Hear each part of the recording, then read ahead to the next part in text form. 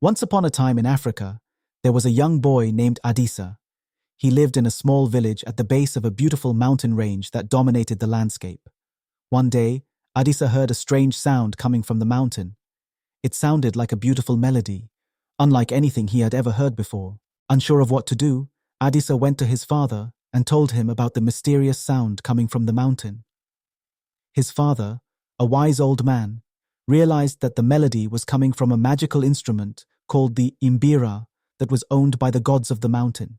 Against his father's advice, Adisa decided to climb the mountain to find the source of the music.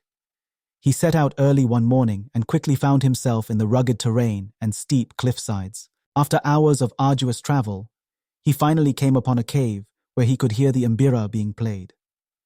Peeking his head in, Adisa saw a beautiful young maiden playing the instrument, entranced by its power. The maiden turned around and saw Adisa watching her.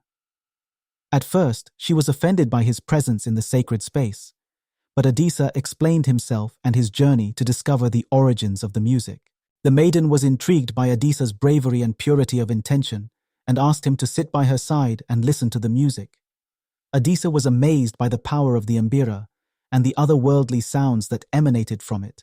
However, the gods who owned the magical instrument were not pleased with Adisa's presence on the mountain and sent a great storm that pounded the mountain and made the journey home extremely dangerous and treacherous. As Adisa made his way back home, he became aware of an adventurer that lived on the borders of his village.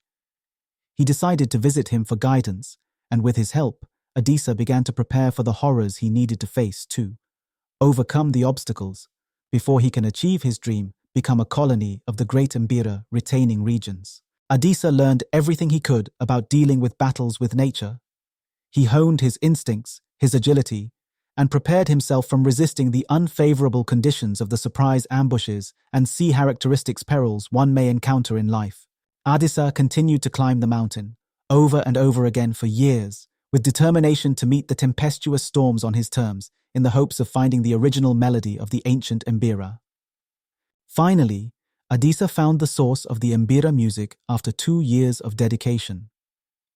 Though he found himself visualizing many times what he might find at the summit, he realized at the moment that his expectations were nothing in comparison to the actuality that excited his senses.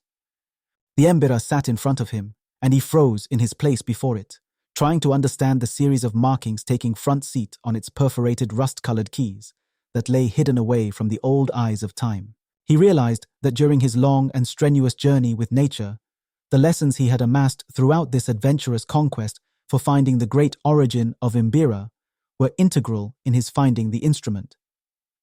The melodies he concocted remained unmatched, celebrated not just in the proportions of the blues notes, but within entire regions.